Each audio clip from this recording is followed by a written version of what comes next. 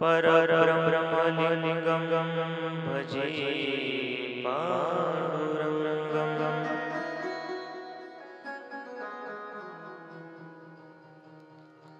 योगीराजं यतिश्रेष्ठम्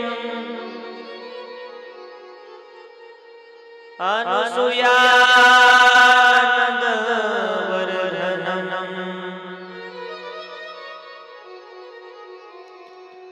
भर्गं वरेण्यं विश्वेशं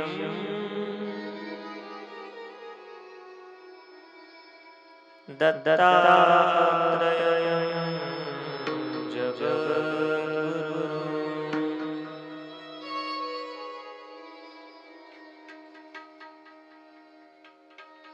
कैलासचन्द्रमौळी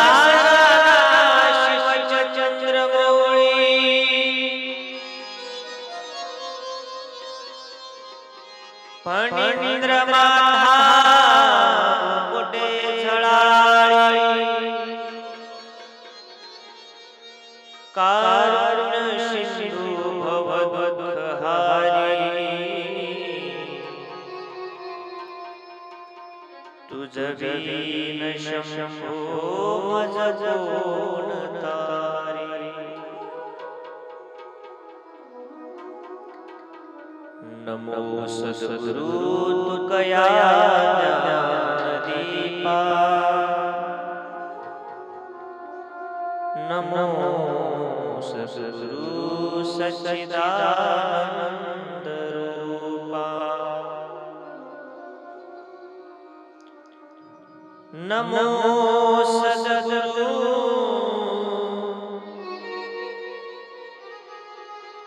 भक्त कल्याणमूर्ति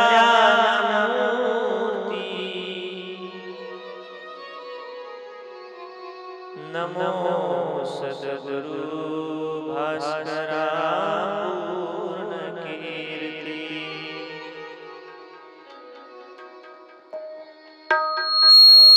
जया तुझिले आदरे पांडुरंगे विमानस्थ केले प्रयाण प्रसंगे तनु मानवी दिव्य रूपीच केली न त्यागी दिव्य लोकासी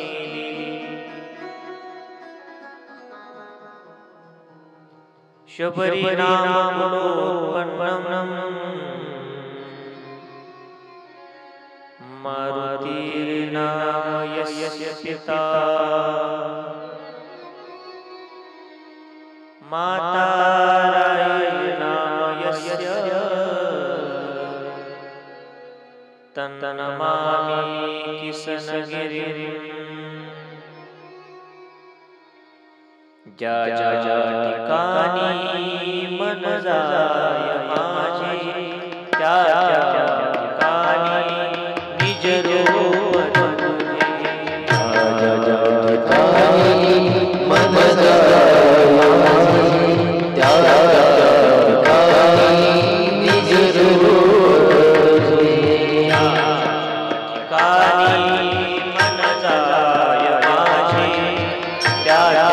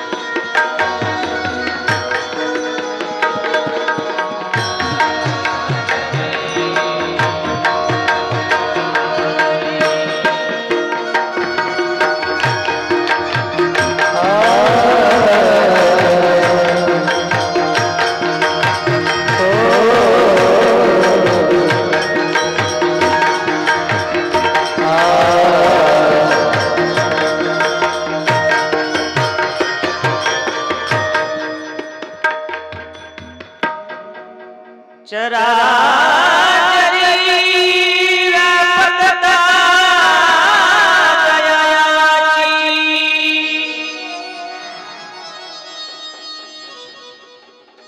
अखंड भेदी मजला दयाची परमपदी संगम पूर्ण झाला विसरू कसा मी गुरुपादुकाला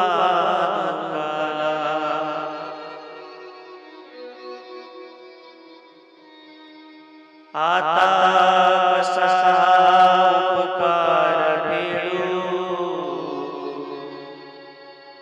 हा देह वाणी दूर सोडू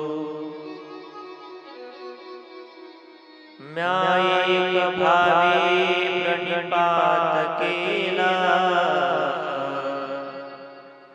विसरू कसा मी गुरुपादुकाला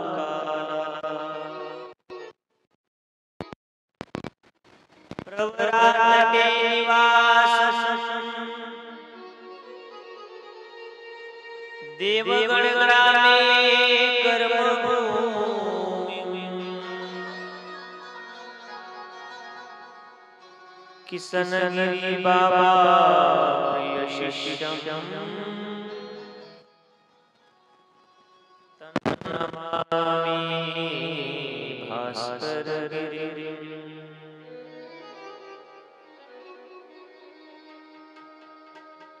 ओम नमो सद्गुरु जय जय किसनगिरी बाबा ओम नमो सद्गुरु जय जय किसनगिरी बाबा ओम नमो सद्गुरु जय जय किसनगिरी बाबा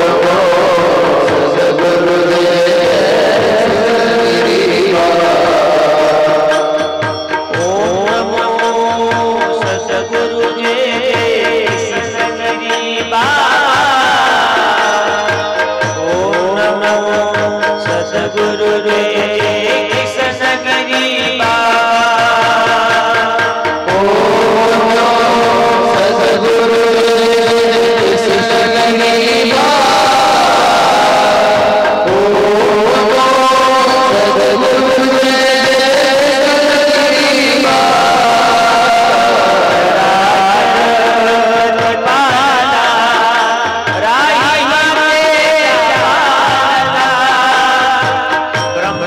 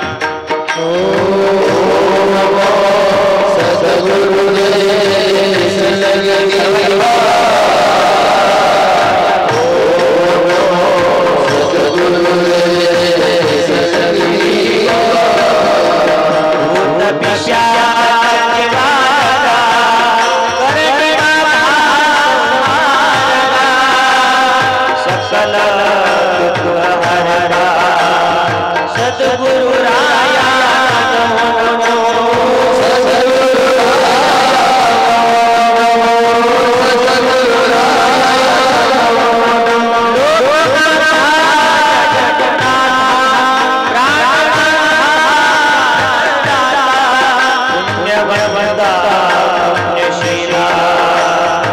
सद्गुरु राया नमो नमो सद्गुरु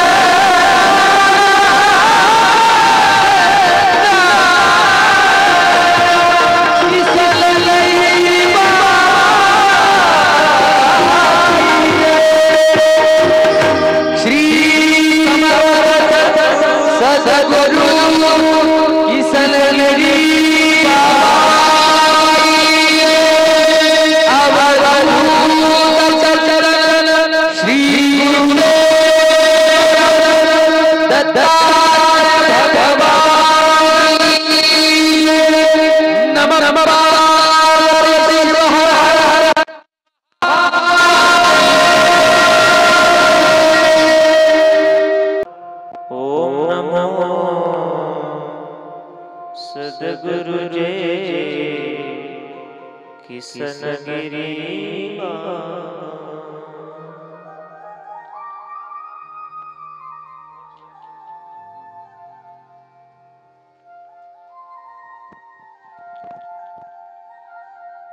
पवित्र अशा अमृतवाहिनी प्रवरा मातेच्या तीरावरती वसलेलं हे श्री क्षेत्र देवगड समर्थ सद्गुरु मोठे बाबांच्या त्यागातून समर्पणातून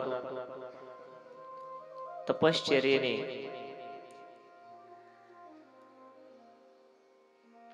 आणि लीलेने पवित्र झालेली ही भूमी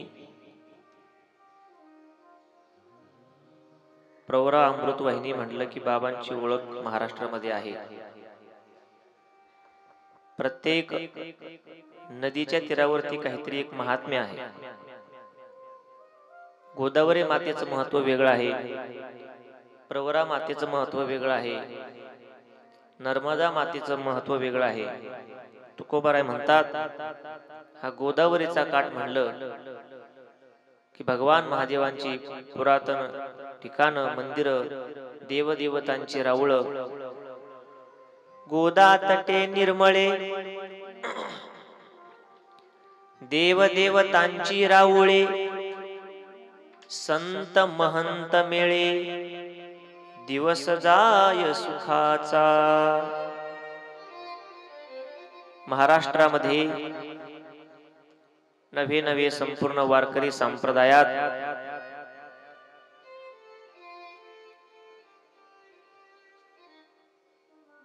या गंगा मातेची ओळख ही पैठण निवासी असणारे शांती ब्रह्म नाथबाबांच्या चरित्राने ओळख होते की या गंगा मातेच्या काठावरती, गोदावरीच्या काठावरती शांतीब्रह्म नाथबाबांचं कार्य आहे. तसं ही प्रवरा माता म्हणलं किला पूर्वीच नाव आहे अमृत वाहिनी, आणि त्यातल्या त्यात बाबांचे चमत्कार, बाबाची तपश्चर्या, पदस्पर्शाने ही प्रवरा माई सुद्धा पवित्र झाली आणि या ठिकाणी हे क्षेत्र वसवलं. त्यामुळे ही प्रवरा सद्गुरु किसनगिरी बाबांच्या नावाने ओळखली जाते.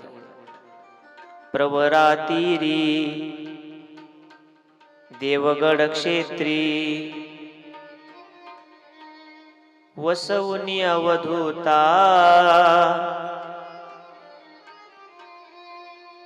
आग्रहानं तपश्चर्येनं वसवून स्वतः प्रयत्न केले सर्व भाविक भक्तांकरता. आणि म्हणूनच तुम्ही आम्ही या ठिकाणी जमतोय, दर्शन घेतोय, कुणी अन्नदान देतय, कुणी कथा ऐकतय, कुणी टाळ वाजवतय, कुणी सेवा करतय, स्वच्छता मंडळ, जी सेवा पदरात पडेल ती सेवा आपण करतोय. कारण हे बाबांच्या संकल्पनेतून आशीर्वादाने निर्माण झालेले क्षेत्र आहे. आणि हे आताच एवढं महातीर्थ आहे. अजून 100-200 वर्षांनी या ठिकाणी कुंभमेळा होऊ शकतो. आताच होईल तो, कारण ते पावित्र्य आताच आहे. जगभर, महाराष्ट्रभर साधू आखाड्यामध्ये गुरुवारे बाबांचं नाव आहे. सर्व साधू म्हणून ओळखतात. बोलते हे महाराष्ट्र के साधू है, देवगढ़ वाले बाबा श्री समर्थ सद्गुरु किसनगिरी बाबा के वो शिष्य है. गुरुनिष्ठा काय आहे संपूर्ण साधू आखाड्याला आणि वारकरी संप्रदायाला दाखवून दिली. ही खरी संतांची ताकद असते. कुठे गोधेगाव गरीब घरामध्ये जन्म मोठे बाबांचा, परंतु वारकरी संप्रदायाच्या मुळापर्यंत ते सामर्थ्य गेलंय. ही खरी साधूची ताकद असते. शबरी कुळापासून वारकरी संप्रदायाच्या मुळापर्यंत प्रवास आपण बघतोय. सुंदर गोड कथा चालू आहे पूजनीय बाबांच्या पवित्र उपस्थितीमध्ये, पूजनीय स्वामीजींच्या उपस्थितीमध्ये, पूजनीय आईंच्या उपस्थितीमध्ये. मला प्रश्न पडतो, आईंना बसायला त्रास आहे, जास्त वेळ बसता येत नाही, ऐकूही येत नाही जास्त, तरीही आई रोज या ठिकाणी येतात. काय येतात, परंतु कृपा दृष्टीने सारखं बघत असतात. पहिल्या 2 कथा झाल्या, माझा अनुभव सांगतो. भूमीचं पावित्र्य काय. पहिली बगडीला झाली, पूजनीय अमोल महाराजांनी आणि सर्व गावकरी मंडळींनी आग्रहाने ती करायला लावली. बगडी गाव म्हणजे बाबांच्या सर्व वास्तव्याचंच गाव. अनेक भक्त मंडळी त्या गावातले, कडू पाटील, जाधव, ममदापूरकर मंडळी. त्यानंतर सिद्धपूर वाडीला झाली. हरिभक्तपर्यंत गिरिजनाथ महाराज यांच्या आग्रहास्तव त्यांनीच मला आग्रहानं ह्या कथेचा अभ्यास करायला लावला. बाबांचे विद्यार्थी आहे, ग्रंथ वाचन करा, विद्यार्थ्याकडून काहीतरी झालं पाहिजे. सिद्धपूरला ही कथा झाली. आणि तिसरी कथा गुरुवारी बाबा म्हणतात इजा बिजा आणि तिजा, ही तिसरी कथा इथे आहे पूजनीय स्वामीजींच्या बाबाजींच्या उपस्थितीमध्ये. इथला आनंद काहीतरी वेगळाच. आज शेवट आहे, आज व्यक्त व्हायचं आहे. लिहिलेलं ते लिहिलेलं आहे, चरित्र आहे, ओव्या ओव्या आहेत, परंतु इथं काहीतरी वेगळाच अनुभव येतो. इथं मी बोलत नाहीये, किंवा इथे जे आहे ते मी बोलत नाही. सद्गुरू मोठे बाबा सगळं बोलून घेत आहेत. हरिपाठ बुडवून काकडा बुडवून मी 2-2 तास 1-1 तास वाचत बसतो की आपल्याला उद्या काहीतरी सांगायचंय. आणि जे सगळं वाचलं ते इथं आल्यानंतर काहीच राहत नाही. जे येतं ते आतून येतं, मोठे बाबा करून घेतात. गुरुवारी बाबाजींच्या आशीर्वादाने हे सगळं होतंय. कारण बाबा सगळं सहन करतात, परंतु मोठे बाबांविषयी एक वाकडा शब्द बाबांना सहन होत नाही. चुकीचा शब्दच नको, कारण ते आयुष्यभर चुकीचं वागले नाही. आणि आपल्या माझ्यासारख्याच्या दुर्बुद्धीमुळे वाणी पवित्र नाही, यामुळे एखादा शब्द चुकीचा जाऊ नये म्हणून ते सगळं स्वतःच करून घेत आहे. मी निमित्त मात्र आहे. या चरित्रावरती विश्वास ज्यांचा ज्यांचा आहे त्यांना माहिती ते सगळं, ज्यांनी पारायण केलेली आहे. कितीतरी उदाहरणं आहेत या पवित्र असणाऱ्या समाधीवरती. बाबांच्या किसनगिरी विजय ग्रंथावरती जो श्रद्धेनं वाचन करतो, भाव ठेवतो, त्याच्या जीवनातली सगळी संकट दूर होतात. हा ग्रंथ लिहिल्यानंतर पूजनीय ब्रह्मलीन सद्गुरू नाशिकेत महाराज बाबाजींकडे आले होते दुरुस्त करण्याकरता, काय करायचं काय नाही. त्यामध्ये बाबांचं मनोगत आहे. भरपूर माहिती सांगितली आणि शेवट सांगितलं, आजही या ग्रंथावरती कुणी श्रद्धेनं भाव ठेवला, वाचन केलं सर्व पावित्र्य पाळून, तर हा ग्रंथ सुद्धा आपल्याला आजही प्रचिती देतो कुठल्याही मोठ्या संकटातून बाहेर येण्याकरता. जेव्हा सद्गुरू ब्रह्मलीन नाशिकेत महाराजांनी हा ग्रंथ लिहिला आणि कुणीतरी एका अज्ञात व्यक्तीने वाचला तो, आणि त्याला ते पटेना. एखाद्या वेळेस जास्त शिकलेला असू शकतो किंवा विज्ञानाला जास्त मानणारा असू शकतो, त्याला दोष नाही देता यायचा आपल्याला. कारण आज इथंही कुणाला वाटू शकतं खरंच मुकी मुलगी बोलू शकते का, खरंच मेलेली गाय जिवंत होऊ शकते का, मेलेला मुलगा जिवंत होऊ शकतो का, खरंच उदीनं बाबांच्या तपश्चर्याच्या सामर्थ्याने बाबांच्या स्पर्शाने भूत गेली असतील का. विज्ञानाचा अभ्यास असेल तर ते नाही पटणार.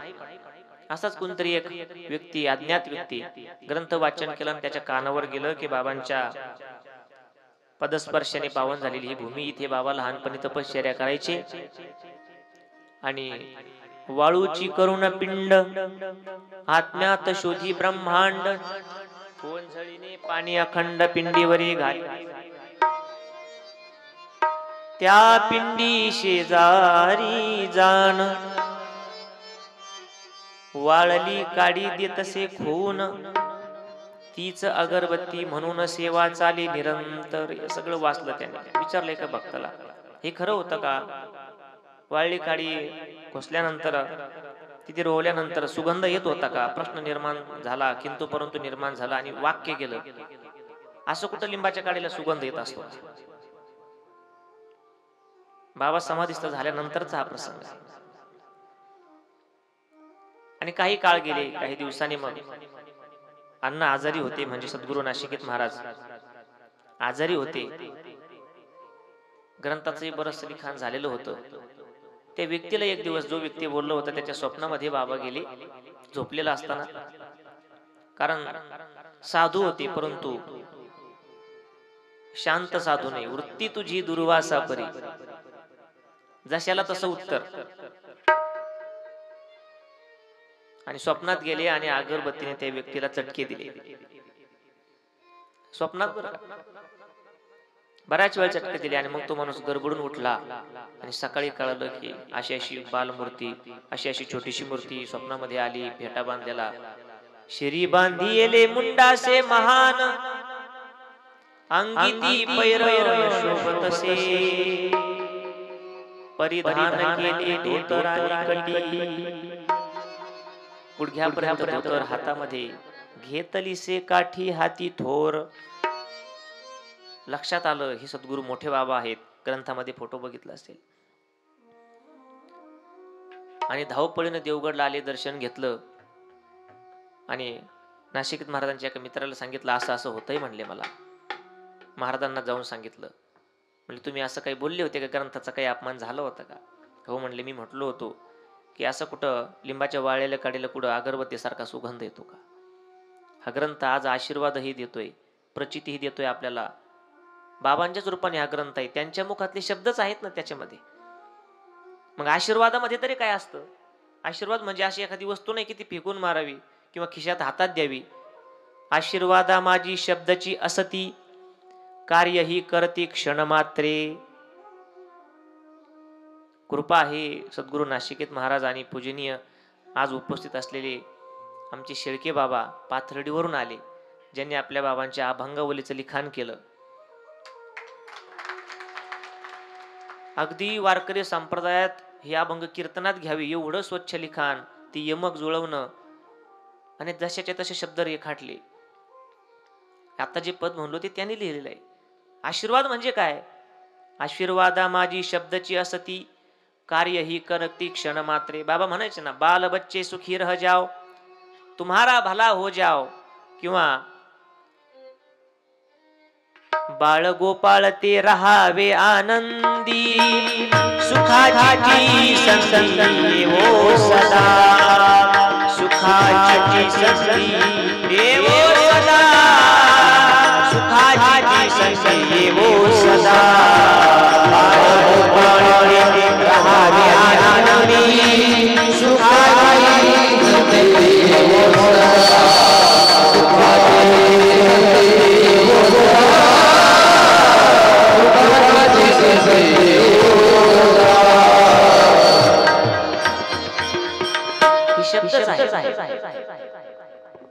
ग्रंथ रूपाने आपल्या समोर दोघांचे उच्चार आहे. कमी कमी कमी हरिभक्तपरायण शेळके महाराज या ठिकाणी उपस्थित आहेत. त्यांना कोणी एका नगरच्या अज्ञात व्यक्तीने सांगितलं,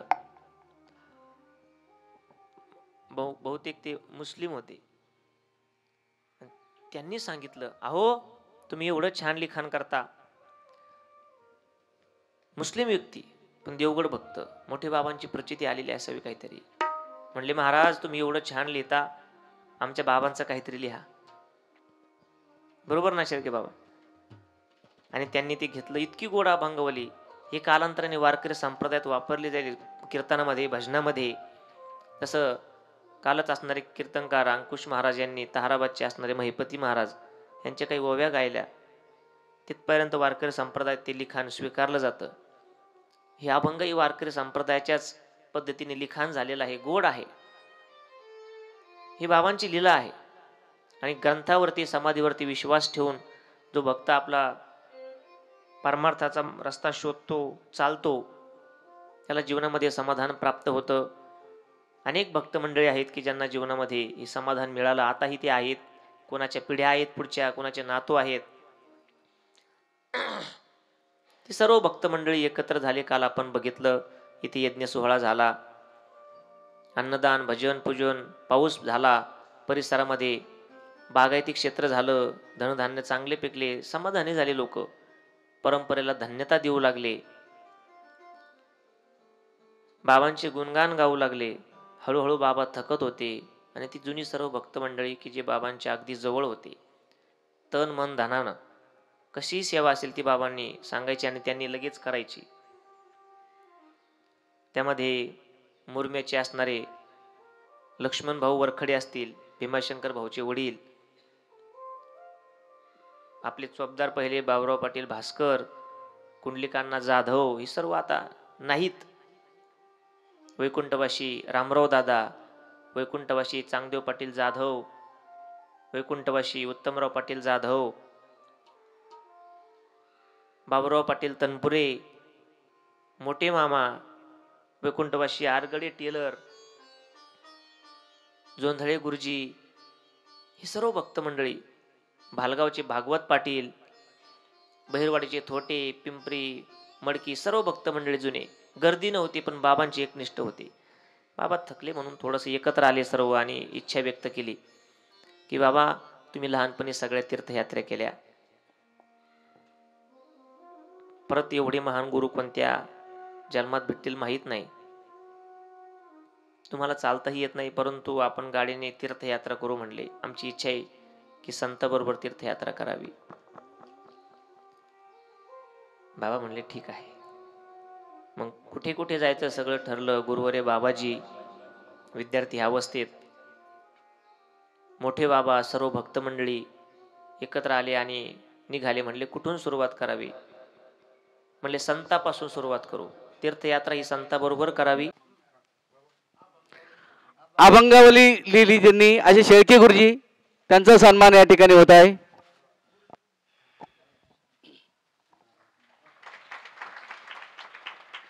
ज्यांनी या कथेला सुंदर अशी गायनाची साथ दिली असे नेवास येथील संत शेना महाराज मंदिराचे प्रमुख गायनाचार्य महंत सचिन महाराज पवार यांचा देखील या ठिकाणी गुरुवर्य बाबाजी सन्मान करतील.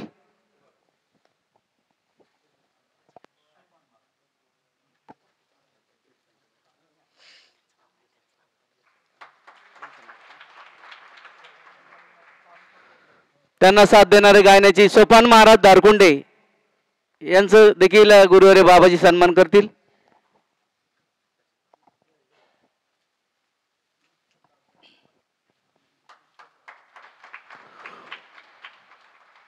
मृदुंगाचार्य हरिभक्त पारायण गिरिजनाथ महाराज जाधव यांचा देखील सन्मान या ठिकाणी होत आहे. दुसरे मृदुंगाचार्य अमोल महाराज बोडके यांचा देखील सन्मान या ठिकाणी गुरुवर्य बाबाजी करतील. आणि आपले देवगडचे सेवेकरी आपले लाडके मृदुंगाचार्य दादा महाराज साबळे यांचा देखील या ठिकाणी गुरुवर्य बाबाजी सन्मान करतात.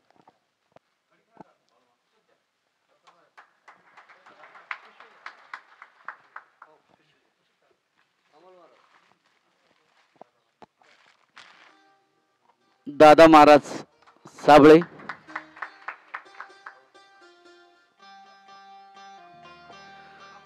संत तुकाराम महाराज मंदिर देवस्थान नेवासा येथील विश्वस्त ज्यांनी काल रात्री दाडकेबाज कीर्तन केलं. कमी कालावधी होता, परंतु मनामनात राष्ट्रभक्तीची ज्योत आणि धर्मभक्तीची ज्योत पेटवली असे या ठिकाणी हरिभक्त परायण अंकुश महाराज जगताप यांचा गुरुवारी बाबाजी सन्मान करत आहे.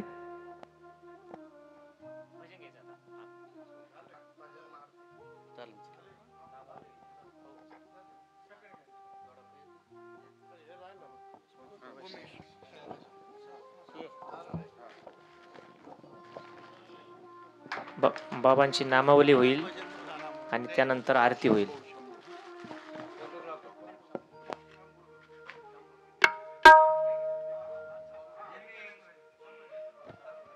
ज्यांनी या सोहळ्यापासून शुभारंभापासून चांगलं चित्रीकरण या ठिकाणी केलं, आज शांभाऊ ढोकणे, आपण जोरदार टाळ्या वाजून त्यांचं स्वागत करूया. प्रत्येक व्हॉट्सअपवर या ठिकाणी गेलेला आहे. त्याबरोबर आमचे संत सेवा चॅनलचे माननीय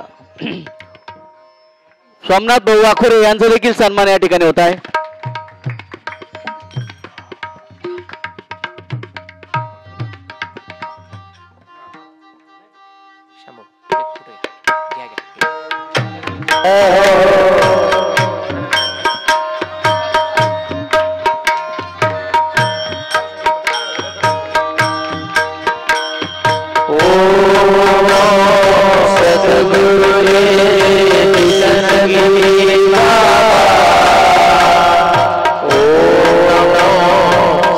गुरु रे सनगिरी सदगुरु रे सनगिरी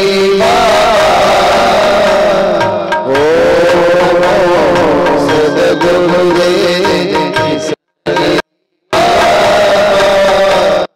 ओम नमो सदगुरु जय जय किशनगिरी बाबा गुरु जय जय किशनगिरी बाबा सदगुरु जय जय किशनगिरी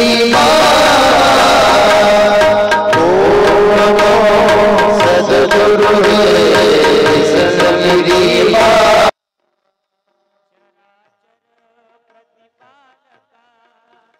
आई मातेच्या बालका ब्रह्मा ब्रह्मांड चालका सद्गुरु राया नमो नमो सद्गुरु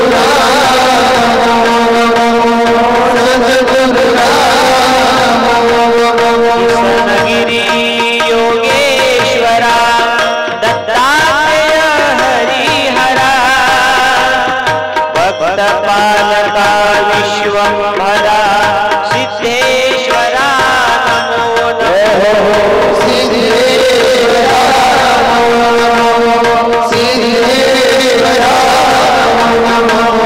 पिशाच निवारका करणी बाधा संहारका सकल दुःख हरका सद्गुरु राया नमो नमो सद्गुरु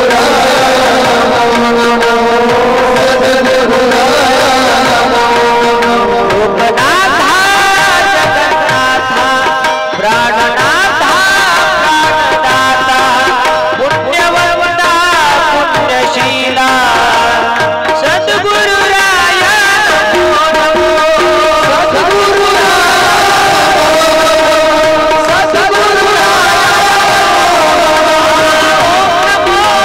सद्गुरु जय कृष्णगिरी सद्गुरु जय कृष्णगिरी बाबा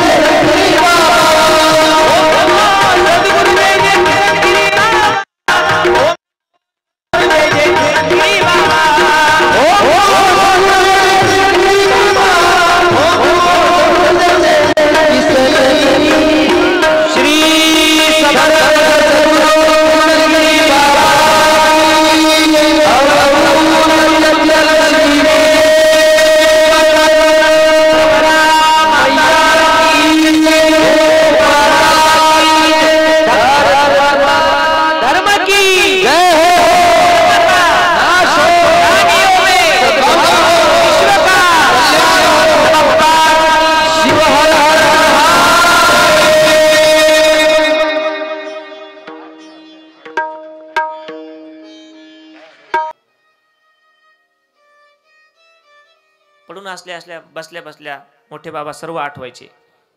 कुठे आमचं बालपण गेलं या प्रवरेच्या काठावरती. मित्रमंडळी, आई वडील, आईवडिलांची गरीब परिस्थिती, पाटलाच्या घरी काम केलं, सगळं आठवायचं. कुणी जरी असेल तरी प्रत्येकाला अंतःकरण आहे. कान्होबाराने सुद्धा तुकोबारा वैकुंठाला गेल्यानंतर खेद व्यक्त केला होता. भांडले होते देवाबरोबर. निळोबाराय तुकोबाराय वडील वारल्यानंतर शोक करत होते. बाप मेला न कळता नव्हती संसाराची चिंता.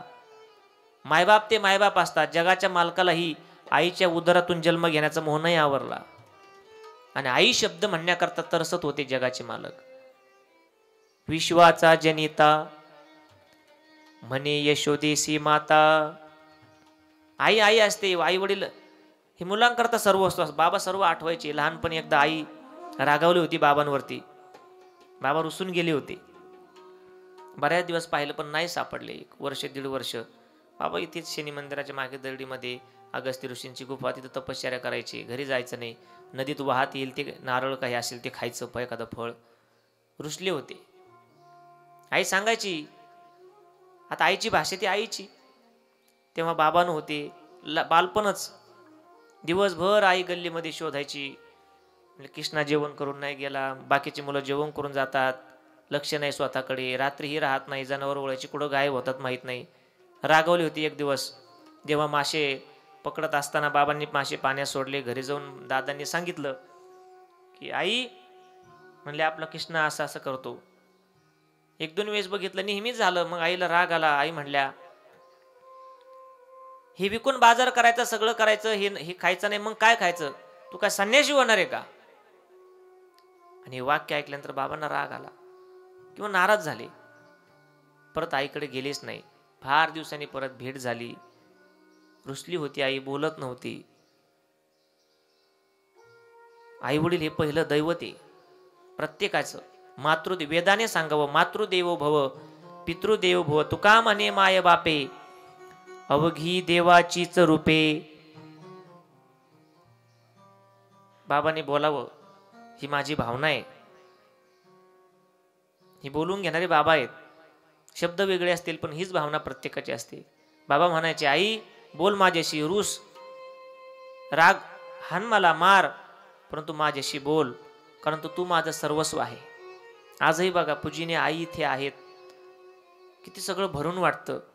आधी आम्ही लहान होतो तेव्हा आई 2-4 महिने उन्हाळ्यामध्ये यायच्या, परत जायच्या, परंतु 4 महिने असं आपण आपल्या घरात असल्यासारखं वाटतं.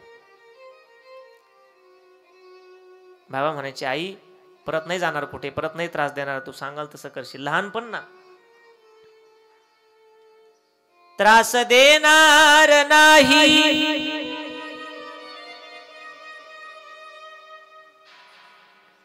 गायला त्रास देणार नाही, गाई तुला. लहानपणी बाबाजींना सुद्धा आईचं वास्तव्य कमीच झालं ना. शेतामध्ये जायचं, गुरुवारची वारी, लगेच शिक्षण आळंदी, लगेच देवगड. बाबा सांगत असतात, लहानपणी आईच्या हातचं जेवण आवडायचं, घरात लाडके होतो. नंतर इथे आल्यानंतर स्वयंपाक केला आणि परत कधीच नाही केला. आईच्या हातचं खाणं आवडतं बाबांना. मोठे बाबा नाही तेच, आई प्रत्येकाला पाहिजे असते. त्रास देणार नाही, गाई तुला त्रास देणार नाही, गाई तुला. मार तू बोल तू, बोल तू मार तू, मी तुझा लाडका. आई चेहरा तुझा रखुमाई सारखा, आई चेहरा तुझा रखुमाई सारखा, आई चेहरा रखुमाई सारखा, आई चेहरा रखुमाई सारखा.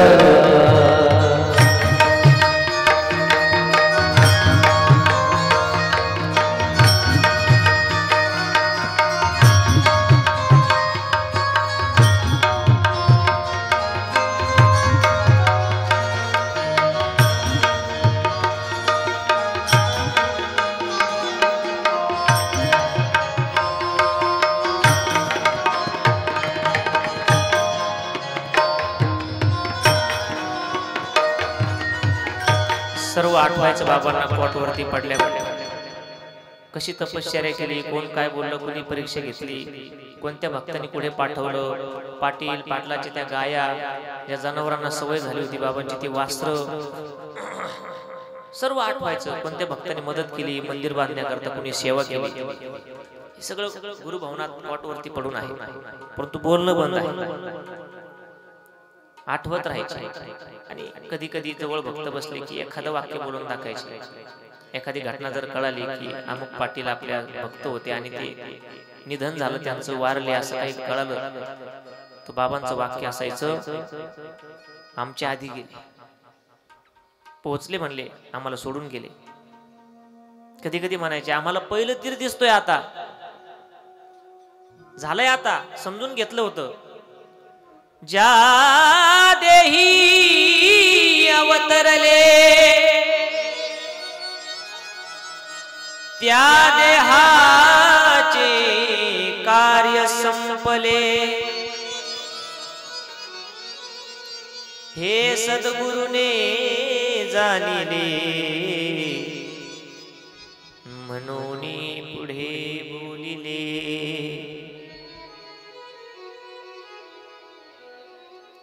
आम्हाला पहिलं तरी दिसतोय, झालं आमचं आता.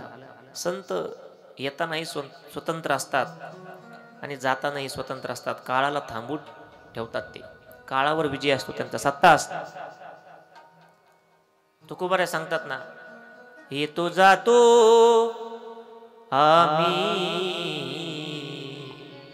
देवाचे सांगा. तो का म्हणे गात देव नाम, आम्हाला कुणी घ्यायला येत नाही, आम्ही स्वतःच जातो आणि स्वतःच येतो. कालांतराने बाबा जास्तच आजारी पडले. त्याच अवधीत किसनगिरी स्थिर राहिले आसनावरी. प्रकृती बहु आजारी, त्रास बहु होत असे. पायाला ही जखम झालेली होती, पाय मोडलेला होता. पायाला जखम सुद्धा, ती जखम जशी जशी नीट व्हायची बाबांनी परत ती जखम ताजी करायची. संत हृदय. जशी जखम चांगली रोज पट्टी बदलावं लागायची. कधी 2 दिवसाला गुरुवारी बाबाची ती जखम स्वच्छ करायची, फडक्याने पट्टी बांधायची. खुल्ली की बाबाने परत ती जखम टव करायची. बरोबर तात्या?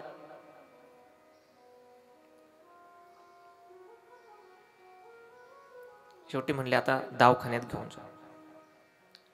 नेवाशाचे डॉक्टर होते, करवंदे डॉक्टर भक्त होते आणि जुने डॉक्टर हुशार होते. नेवाशाला पाठवलं. डॉक्टरांना सांगितलं बाबा आजारी आहेत. शेवटी प्रकृती असते, परंतु बघा त्यांनाही कळेना की काय झालं नेमकं बाबांना. आता म्हातारपणाला कोणतं औषध आहे?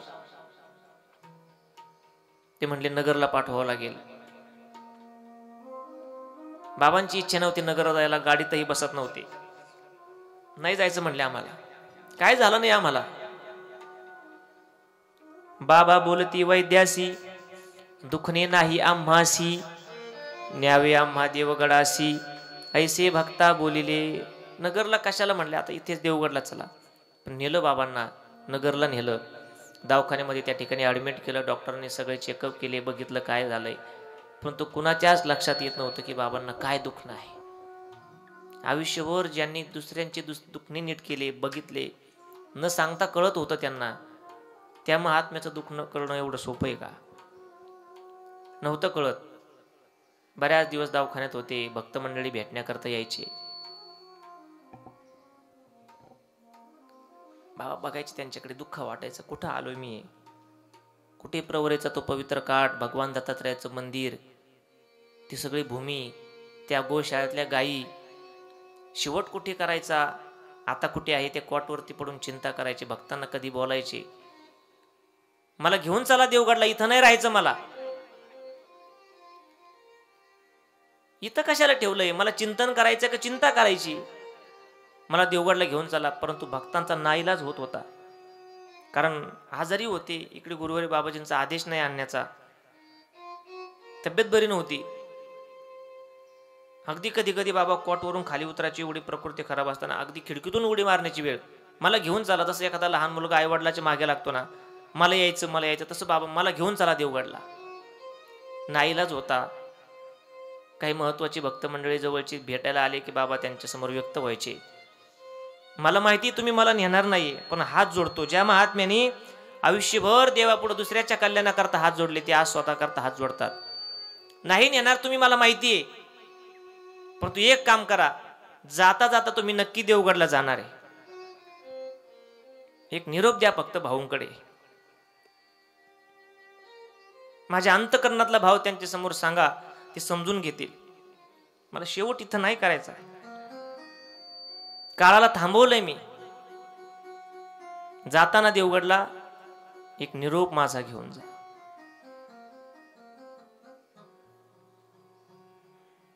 जरी जाता देवगडाला,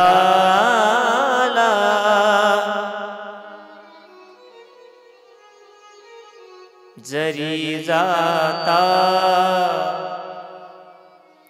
देवगडाला, निरोप माझा घेऊन जा.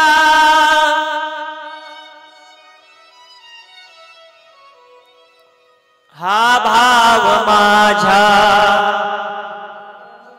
अंतरीचा, भाऊस माझ्या देवोनी जा. जरी जाता देवगडाला, निरोप माझा घेवो निजा. काय निरोप द्यायचा बाबा? सांगा भाऊला, मी जर देवगडला नाही आलो, बाबा यायचं ना तुम्हाला? नाही म्हणले, तुम्ही सांगा, समजून घेतील. जर मी नाही आलो तर तुम्ही मला घेऊन जा. मी नाही आलो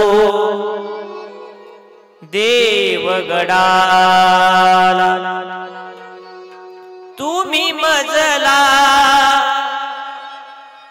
घेऊन जा. जरी जाता देवगडाला निरोप माझा घेऊन जा. हा देह पडिला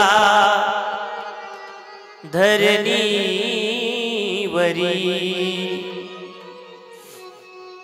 हा देह पडला धरणीवरी, तरी मजला घेऊन जा. जरी जाता देवगडाला निरोप माझा घेऊन जा. हा भाव माझ्या अंतरीचा. ते लेकरू तिकडे चिंता करत बसले म्हणले देवगडला.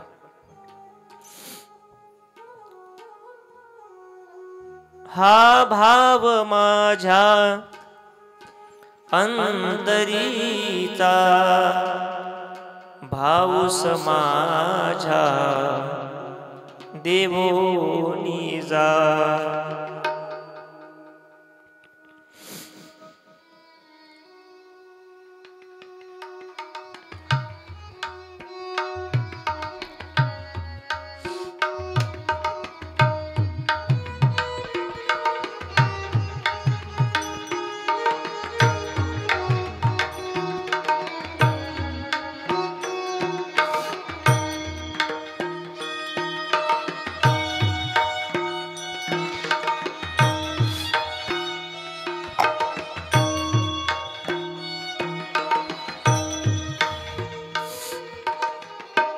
घेऊन चाला म्हटले मला.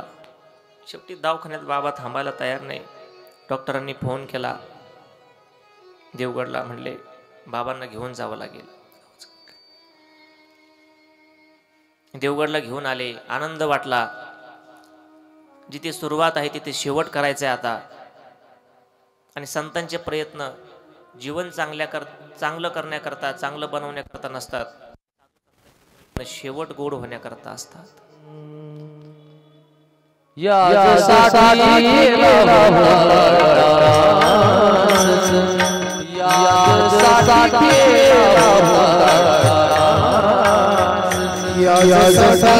केला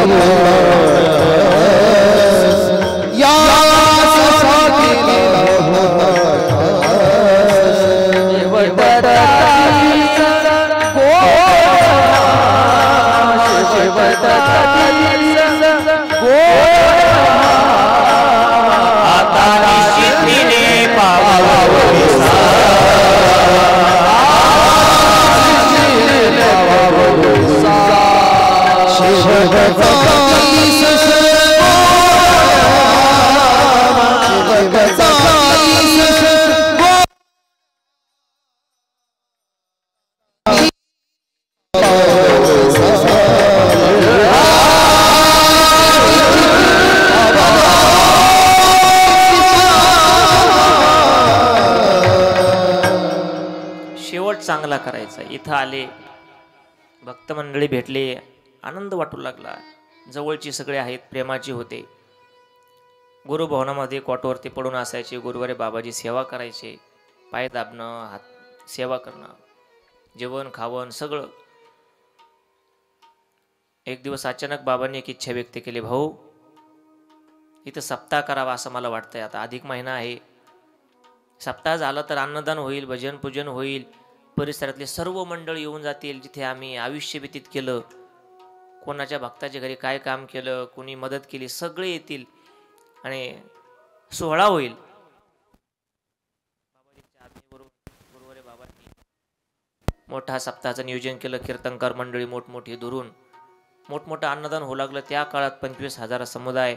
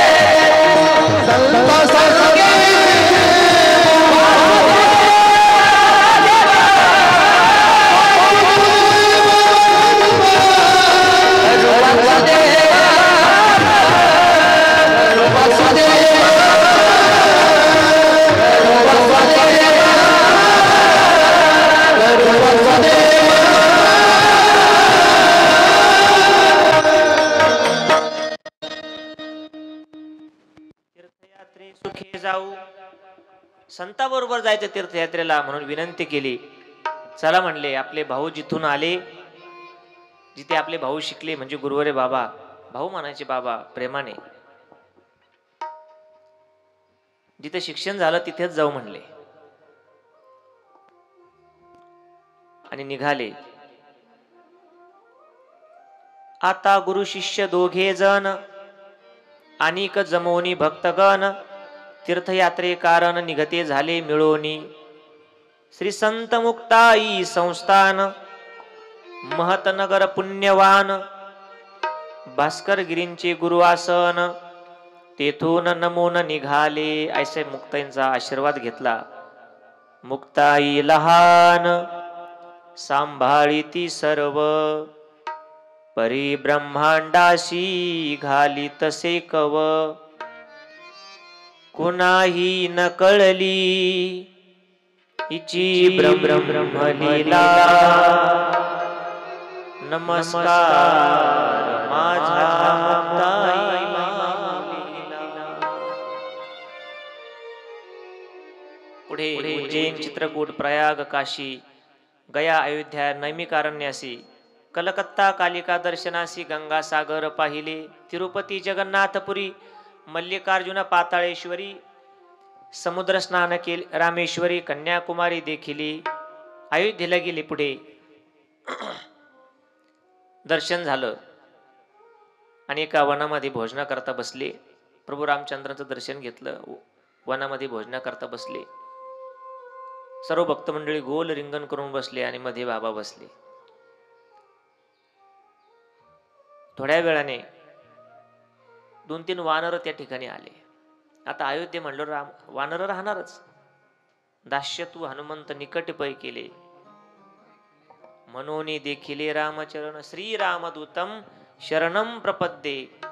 आले आणि बसले तिथे. बाकीचे भक्त मंडळी त्यांना खायला देऊ लागले. कुणी भाकरीचे काही प्रसाद असेल, कुणी फळं असतील, परंतु कुणाच्याच हाताने ते वानर घ्यायला तयार नाही. तये ठाई वानर जमा झाले 2-4. फराळ टाकीती तया समोर परिणासी विती तयासी. मोठे बाबांनी बघितलं आणि लहानपण आठवायला लागलं. पशुपक्ष्यांना जीव लावायचो. कुत्रे, मांजर, वास्त्र, गायी, गोमाता, पशुपक्षी हे सगळे बालपण आठवलं. आणि त्या वानर बाबांजवळ येऊन बसलं. बाबांनी स्वतःच्या हाताने त्या वानराला खायला दिलं. खाल्लं त्या वानराने. एकाच पात्रामध्ये, एकाच पात्रात भोजन करते झाले दोघे जण. जैसे शोभती राम हनुमान भेदची नसे उरलाची. बाबा राम अवतरीच होते. भोजन केलं आनंदाने. ऐशा तीर्थाच्या ठिकाणी चमत्कार आले घडून. काय चमत्कार? भोजन झाल्यानंतर निघाले सर्व काही साधू ऋषी मंडळी तिथं आले. त्यांना असा भास झाला की हे जे महात्मे आहेत हे आपण आधीही बऱ्याच वेळा बघितलेले आहे. दर्शन घेतलं, विचारलं कुठून काय, प्रवरेचा काठ, ही सगळी महती सांगितली. म्हणले तुम्ही आधी आले होते का? हो म्हणले, लहानपणी आलो होतो. इतक्या दिवस ध्यानात ठेवलं त्यांनी. मग सर्व भक्त मंडळी, गुरुवारे बाबाजी, मोठे बाबा त्यांच्या धर्मशाळेत गेले. त्यांचा पाहुणाचार झाला. पुढे शबरी आईने ज्या ठिकाणी प्रभू रामचंद्रांची प्रतीक्षा केली त्या ठिकाणी गेले. जिथे प्रभू रामचंद्रांनी शबरी आईला त्या कुटियासमोर दगडावरती बसून नवविधा भक्तीचे त्या ठिकाणी नवविधा भक्तीचा उपदेश केला. श्रवणम कीर्तनम स्मरणम विष्णुस्मरणम पादसेवनम अर्चनम वंदनम दास्यम सख्यम आत्मनिवेदनम. जिथे दोन भक्ताची भेट झाली, शबरी कुळातले बाबा, त्या ठिकाणी शबरी आईचं वास्तव्य. आयुष्यभर शबरी आईने वाट बघितली. लहानपणे कळालं की आपल्या विवाहामध्ये काही पशु हत्या होणार आहे. बाबांना ही भूतदया आवडायची ती कुळामुळेच. ती पशु हत्या होऊ द्यायची नाही म्हणून घरातून निघून गेल्या. लग्नही नाही, काहीच नाही. भूतदया अंतकरणात प्रगट झाली. एका साधूच्या आश्रमामध्ये राहिले आणि त्या साधूंनी सांगितलं की भजन करत राहा, जगाचे मालक तुम्हाला येऊन भेट देतील. एवढंच सांगितलं. कधी देतील हे माहीत नाही. ते एका कुटियामध्ये राहायचं. रोज कुटियात झाडून घ्यायची, स्वच्छता करायची, फुलं अंथरून ठेवायची आणि रोज वाट बघत बसायची. सारखं भजन करायचं.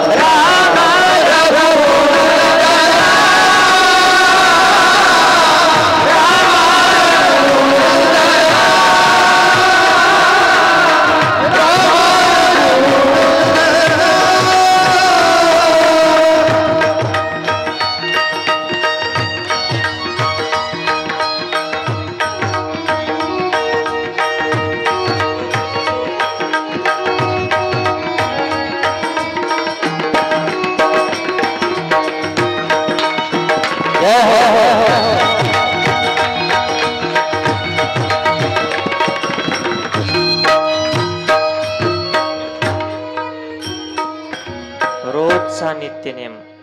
सकाळी उठायचं, कुट्या झाडून सारून घ्यायची, फुलं आणायची, रस्त्यावर अंथरायची. कधी जगाचे मालक येतील माहीत नाही. आयुष्य व्यतीत केलं.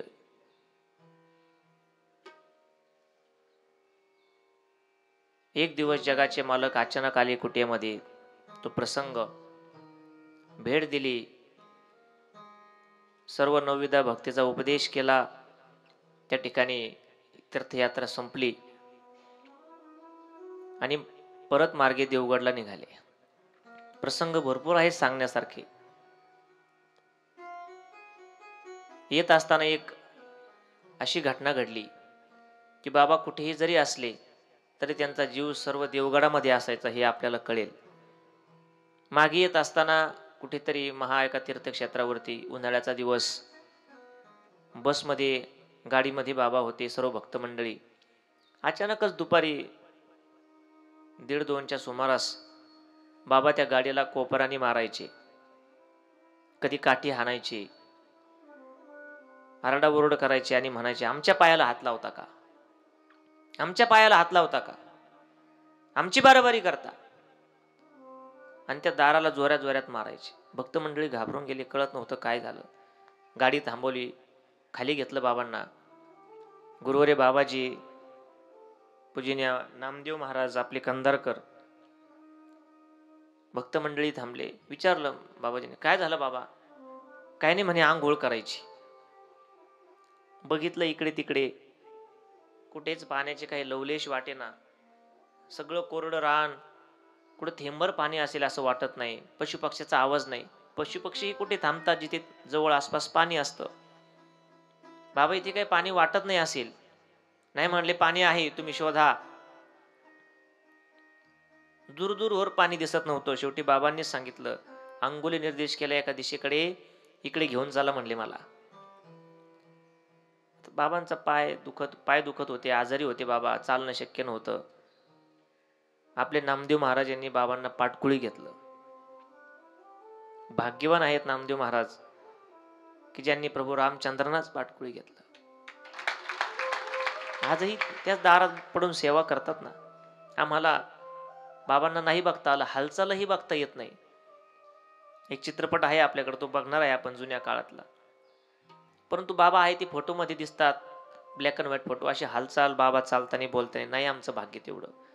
परंतु भाग्यवान आहेत, पाठकुळी घेतलं, चला म्हणले इकडे. आणि तिकडे गेले आणि एका दरडीच्या कपारीला पाणी होतं. बघा म्हणले, पाणी आहे की नाही? हो म्हणले बाबा.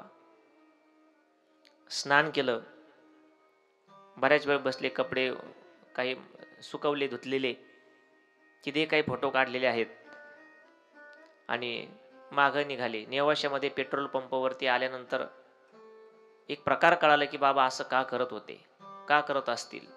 एक घटना कानावर गेली गुरुवारी बाबाजींच्या. ज्या वेळेला बाबाजी तापले होते, रागावले होते, बसला मारत होते, आंघोळ करायची, आमच्या पायाला हात लावता का, आमची बाराबारी करता का, ती वेळ आणि इकडे एक घटना घडण्याची वेळ. आपल्या देवगडवरती काही पत्रकार मंडळी, ते जुन्या काळातली पत्रकार असतात, त्यांचा कुठल्याच कामात राग द्वेष नसतो, फक्त बातमी महत्वाची असते, चालू ठेवणं. वैयक्तिक त्यांचा काही दोष नाही, परंतु विषय उचलला, माता भगिनींना मंदिरात जाऊ देत नाही म्हणले, आम्ही मंदिर पाडून टाकू. अगदी बार JCB आणायची वेळ इथे. आणि बाबांना तिथे कळालं की असं करतात, याकरता आम्ही काय केलं यांना काय माहितीये. साक्षात भगवान दत्तात्रय इथे आहेत आणि तुम्ही ते मंदिर पाडायचं. ही वेळ आणि ती वेळ एक झाली होती. परंतु काही जुनी मंडळी सर्वांनी एकत्र येऊन तो मोर्चा मागे पाठवला. बाबांना संस्थान, भक्त मंडळी आणि गुरुवारी बाबांचा झालेला अपमान कधीच सहन होत नाही मोठ्या बाबांना. तेव्हाही नाही आणि आताही नाही.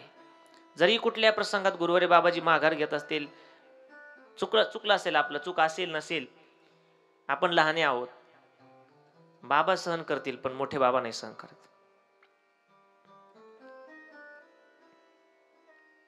असाच फिरता सप्ताह चालू होता कुठेतरी आपला, वार्षिक सप्ताह.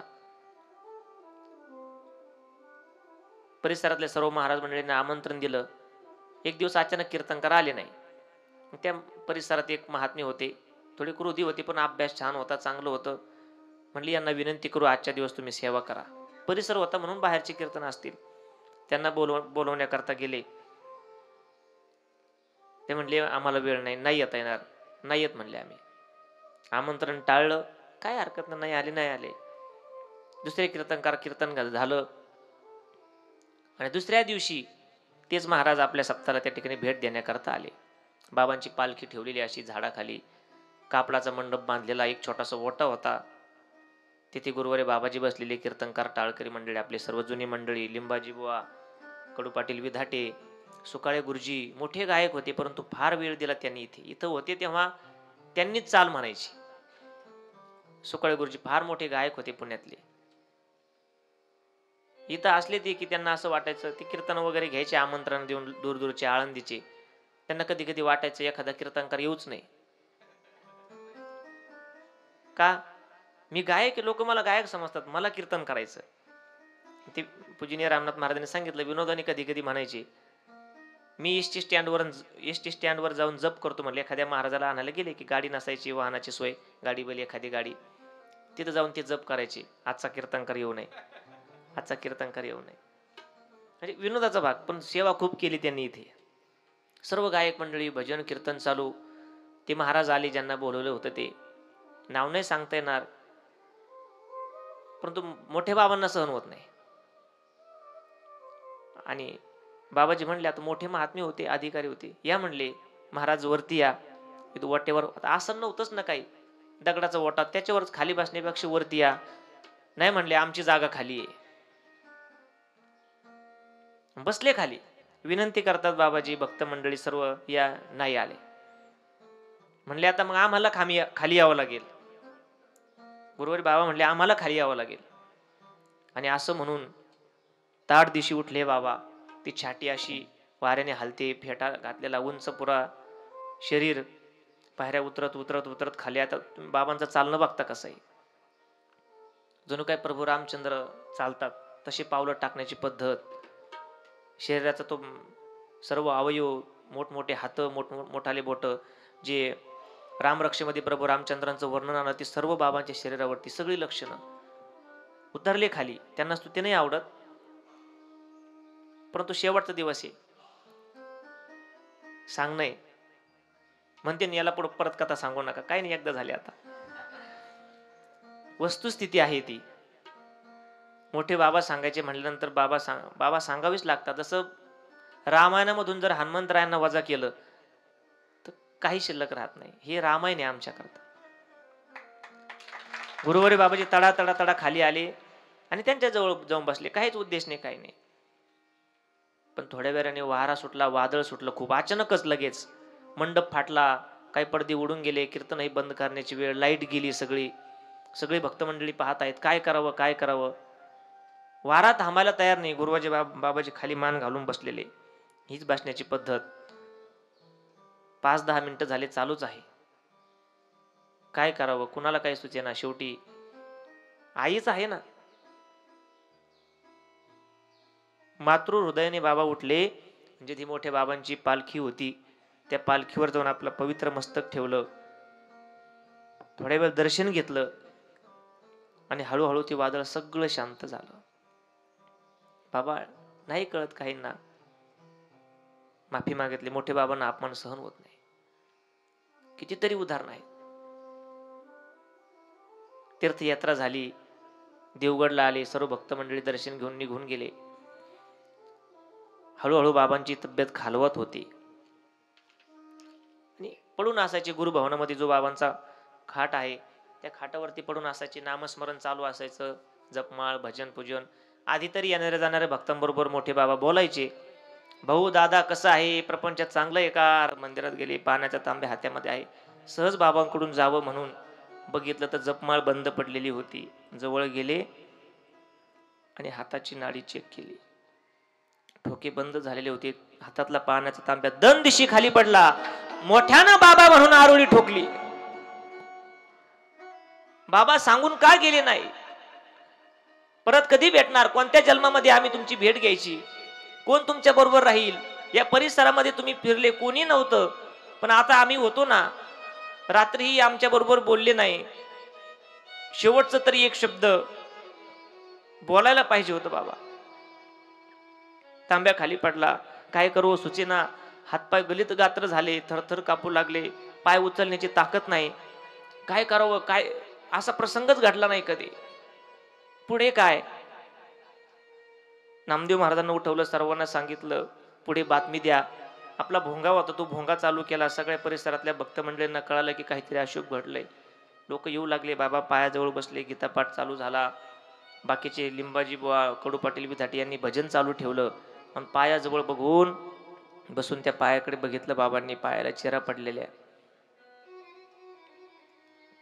चपला नाही पायात, काही नाही, फाटकीची वस्त्र तुटक्या वाहना, हिंडत असे राणा परब्रह्म.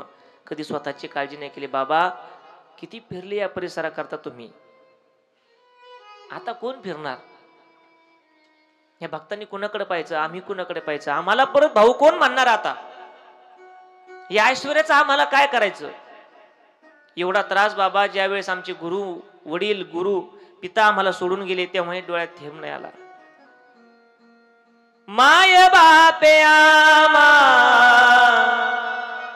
त्यागी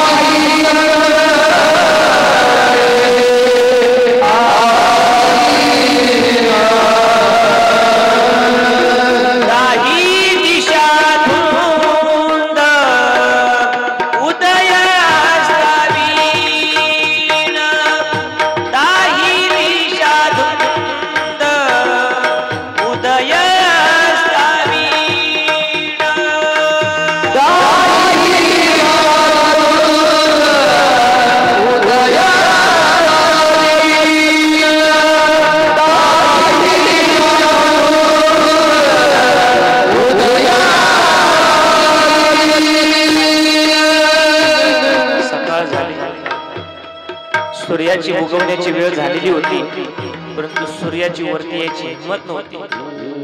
ढगाळ लागलेला होता तो, कसं उगायचं? एवढा महान सूर्य, तपस्वी, बाल संन्यासी, महात्मा सद्गुरु किसनगिरी बाबा आज त्या ठिकाणी देह ठेवतात. कसं तोंड दाखवायचं समाजाला? ढगात लागलेला होता, झाडं सुकून गेलेली होती. गोमातेने सकाळचं दूध वासरांना पाजण्याचं सोडून दिलं होतं, स्तनपान करत नव्हते. पशुपक्षी शांत झाडाच्या कोपऱ्यात पडून होते. त्या कुत्र्यांना लहानपणी बाबांनी खाऊ घातलं. प्रत्येक फुटत कुत्रे कुठेतरी हरवल्यासारखं बसलेले होते कोपऱ्यात. परवरीतले मासे तिथे घाटावरती वरती येऊन जशी विषबाधा झाली अशी पडलेली होती. ज्या कुळाचा बाबांनी सांभाळ केला. शेतकऱ्यांना सगळं असा चारा एकत्र बांधून ठेवावा आणि असं अचानक वादळ यावं की सगळं पांगून जावं, काय त्याची अवस्था होती, काय करावं, धावपळ होते. तशी अवस्था, जी अवस्था तुकोबाराय वैकुंठाला गेल्यानंतर कान्होबारायांची झाली, तीच अवस्था गुरुवारी बाबाजींची आहे. काय करावं? शेवटी रामराव दादांना पाठवलं. आता पुढचा सोहळा कसा करायचा? सावखेडला जाऊन दत्तगिरी महाराज, सद्गुरू दत्तगिरी बाबांना विचारून आले. महात्मा होते, विधी कसा करायचा सर्व सांगितलं. इकडे भजन पूजन चालू आहे. समाधीचं काम आधीच चालू करायला सांगितलं होतं बाबांनी की आम्हाला समाधी घ्यायची. त्या काळात जिवंत समाधी घ्यायला परवानगी नव्हती. समाधीचे काम सांगूनच पूर्ण करून घेतलं होतं. दिंड्या, पताका, जिथे जिथे बातमी जाईल तिथे ते लोक धावपळ करून येऊ लागली. कुणी गाडीने, कुणी बाहेरून जसा प्रवास असेल तसा. या परिसरातले लोक कुठेही उंचावरून बघितलं की माणसंच माणसं दिसायची. सगळा जनकल्लोष, रडतच यायचे लोक, पळतच यायचे. कारण सगळं संपलं होतं ना. बाबाच नाही इथे, कुणाकडे पाहायचं? शेवटी आधारवड होते ते. सर्वजण इथं आले, भजन पूजन झालं. आता महानिर्याण सुरू होतंय. अंत्यविधी तुमची आमची होते. तसं तुकोबराने घ्यायला शेवटी विमान आलं. गरुडावर बैसोनी माझा कैवारी आला. तसंच गरुड बाबांचं वाट पाहत होतं. बाबांचा आत्मा त्या गरुडावरती विलीन झालाय. दत्त मंदिरात फोटोय बघा. समाधानानं बाबांची झोळी, बगलेमध्ये फेटा आणि गरुडावरती बाबा हात जोडून बसलेले असे खाली बघतात. माझे भक्त बघा म्हणले. किती सगळे आलेत, सगळे जमा झालेत. आनंदानं बाबा निरोप घेतात. झेंडा, पताका, ध्वज, टाळाच्या आवाजामध्ये त्या ठिकाणी सर्व मिरवणूक त्या ठिकाणी निघाली आणि समाधीकडे प्रवास सुरू झाला. वैष्णवांचे भार निघाले बाहेर. वैष्णवांचे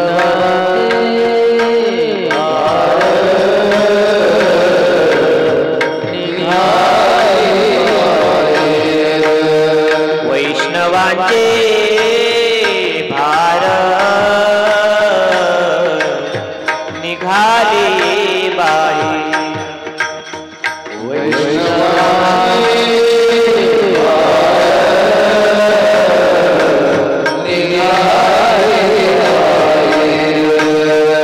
जय जयकार सर्वत्राणी, केला जय जयकार सर्वत्राणी.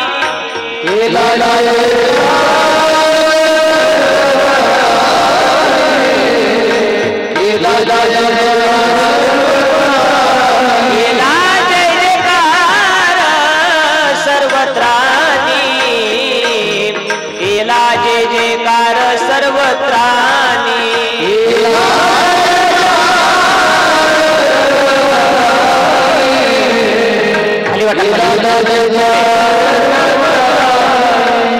वैष्णवांचे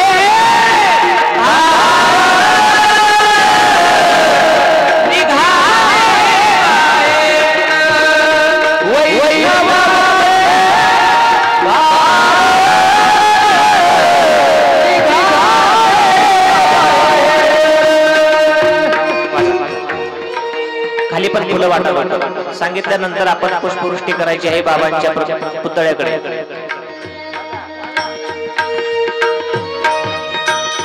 सर्वत्राणी केला जय जयकार सर्वत्राणी. आदेश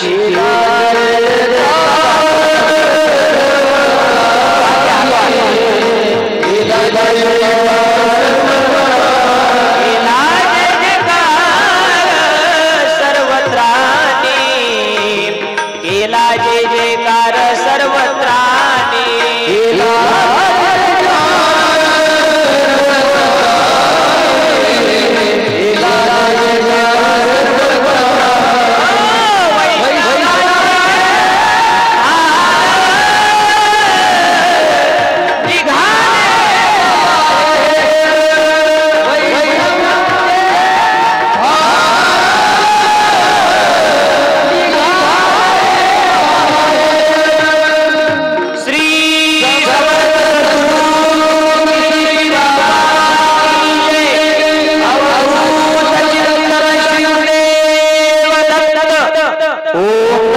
सद्गुरु जय जय किसनगिरी बाबा.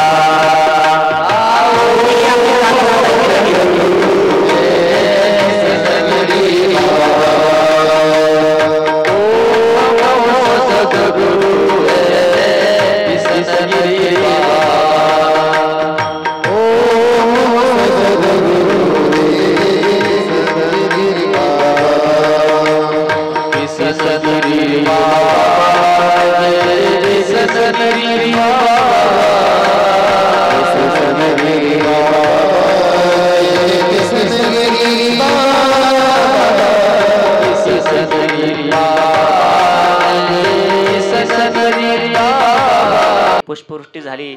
आकाशात देवांनी येऊन त्या ठिकाणी फुलं उधळली. रविवारचा दिवस, फाल्गुन वद्य अष्टमीला बाबांनी आपली जीवन यात्रा संपवली आणि त्याच्यानंतर बऱ्याच दिवस तो सोहळा त्या ठिकाणी साजरा केला गेला. कीर्तन, भजन, पूजन, अन्नदान वस्त्रदान, गरीब दुबळ्यांना भोजन, बाबांना जे आवडायचे त्या ठिकाणी सर्व सोहळे केले गेले. नंतर मंडळी घरी गेली. हळूहळू ही सर्व परंपरा मोठे बाबांच्याच आशीर्वादानं वाढत राहिली. आजही त्यांच्याच आशीर्वादानं चालते. कुरवरे बाबाजींना, पूजनीय स्वामीजींना जी प्रेरणा आहे ती सर्व त्यांची आहे. आम्ही बसलोय, त्यांचं मोठेपण आहे की सगळं बाबांनी केलं सांगतात, परंतु आशीर्वाद त्यांचे आहेत. जसं मोठे बाबा वनवन फिरले तसं गुरुवारी बाबाजी प्रत्येक घरात गाडी सगळं असताना पायीच गेले माधुकरीच्या रूपाने. आणि कधीतरी या परिसराला पाय लागले असतील, आमच्याही घराला पाय लागले असतील, काहीतरी पुण्य म्हणा की त्यांच्याच गुरुबद्दल या ठिकाणी बोलण्याचा मला योग येतोय. सर्वांचेच गुरु आहेत, तेवढी माझी वाणी पवित्र नाही, परंतु त्यांचं मोठेपण आहे की ती वेडेवाकडे शब्द त्या पदरात गोड करून घेत आहेत. बाबांना शेवटी एवढीच विनंती आहे, हे सेवेमधून आम्हाला कधीच बाहेर काढू नका. जन्मोजन्मी ही सेवा तुमची मिळाली पाहिजे. या परंपरेची, सद्गुरू मोठे बाबांची पुढे कधीतरी जन्म या परिसरात मिळाला, कुत्र मांजर होऊन, एखादी गाय जनावर वासरू काही होऊन, परंतु या संस्थांच्या माध्यमातून इथे कुठेतरी आम्हाला जन्म मिळावा, काहीतरी सेवा मिळावी ही भावना नेहमी आमच्या अंतःकरणामध्ये मोठे बाबांनी, गुरुवारे बाबाजींनी जागृत ठेवावी. आम्हाला सद्बुद्धी द्यावी. कधी या परंपरेची, तुमची, पूजनीय स्वामीजींची याही पुढे आमच्याकडून कधी आवाजने होऊ नये. ही सेवा अविरतपणे चालू ठेवावी. आमच्यासारखे कितीतरी येत जात राहतील, परंतु ही सेवा बंद पडू नये. हेच आशीर्वाद बाबांनी या कथेच्या रूपाने द्यावेत. एकच विनंती आहे बाबांना शेवटी, शेवटाची विनावनी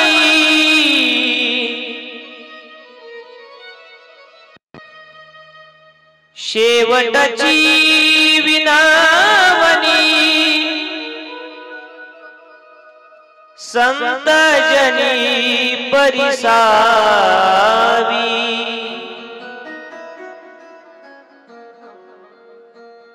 विसरतो न पडावा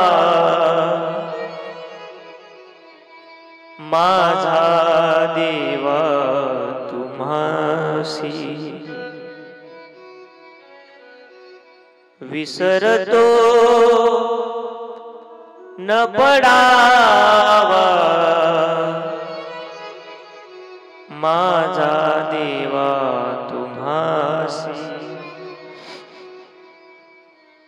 विसरतो न पडावा माझा